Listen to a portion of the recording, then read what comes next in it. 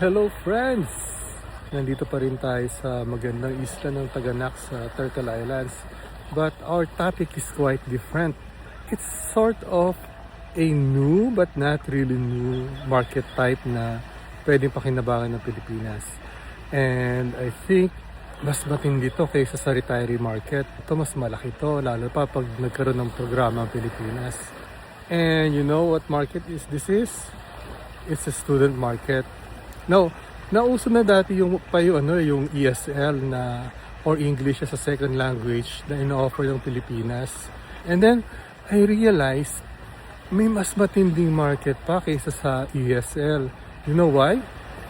Grabing mura ng education sa Pilipinas. Like I met a Korean girl, no, na sinabi niya sa akin yung kung gaano kamahal ang mag-aral sa Korea.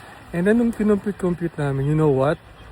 Yung isang taon na tuition pa lang sa South Korea, pwede na isang buong kurso sa Pilipinas. So yun, ang laki ng market natin with that, especially yung mga western countries, no, na pagkamahal-mahal ng tuition nila per year, minsan na maabot ng $25,000, $50,000, no? And pero sa Pilipinas, sus ko po, yung $20,000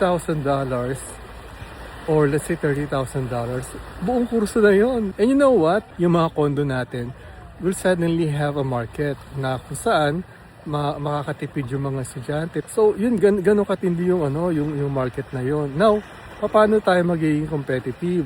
Actually, competitive na ang Pilipinas.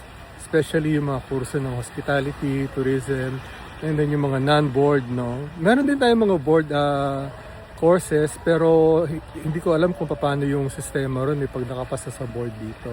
So yun, siguro dapat maging programa ng gobyerno yon na kung saan we tap the student market, grabe yung nila, yung tuition nila sa sarili nilang bansa, and then pag pumunta sila rito, halos maka 10% lang.